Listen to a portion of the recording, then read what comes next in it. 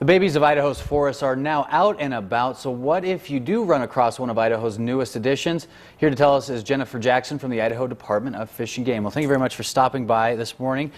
First off, what baby animals are we seeing right now at the end of April here? Well, you're probably seeing mostly baby birds. We've seen some baby owls and some other little critters kind of hopping around or hanging out in their nests. Later on, like in May, you'll start to see fawns, and and even into June, you'll see fawns and calves from some of our bigger ungulate species. But it's definitely the start of baby animal season. All right, so it's happened to, I'd say, almost everyone.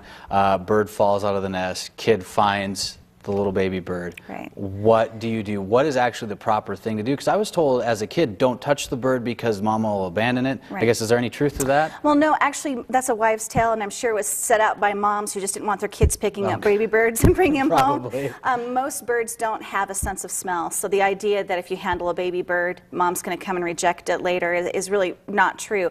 What you can do at this time, if you have a little downy baby bird that falls out of the nest and you can see the nest, just stick it back up in there if that's not too much of a problem for you. Not now, if it's way up in the tree. Right, yeah. If you're talking about a baby owl or a baby eagle, that's going to be a little tougher to do, but you still want to leave the baby there and give us a call at Fish and Game. And something I should mention is on the weekends, we're not open, but we do have an emergency number on our answering machine. So if you call, you can get that number. Okay. So if you need to get a hold of somebody, if you have an issue that happens on a weekend or after hours, we can help you that way. But yeah, nobody can raise a baby animal as well as the baby's mom. Right. So it's really best to leave animals where they are. In general, moms don't abandon their babies, and most animals you see out there are not orphans.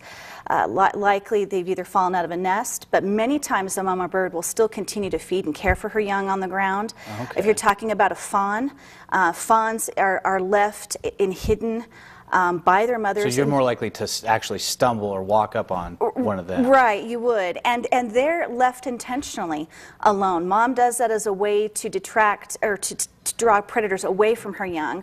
And so she'll only return to her babies maybe every 5 or 6 hours. So that may give you the sense this baby's been abandoned if you've been watching it for a while. But chances are mom is watching you watch her baby. So back off, let her do her job, and give her 5 or 6 hours. She'll probably come back and start nursing again. So just leave them alone. Chances are they're not abandoned or in danger. But give us a call if you have any concerns. Right. So when you guys do get that call, what do Fish and Game officers, how do you guys treat those animals? Well, we look for nests, we look for the parents. It's a case of a fawn or a calf. We will usually just leave it there, and we might just kind of keep an eye on it, see if mom does return. We have had a situation where a landowner found a dead cow moose in his stock pond, and he knew, because he knew that his land so well, that that particular cow had had a couple of calves with her. So he gave us a call, and we were able to go up into the little hills around his stock pond and find those 2 calves and take them and get them to a facility. So we can step in and help when help is needed, but we try and let mom have that first chance. All right, well, thank you very much for stopping by this morning. Thank you.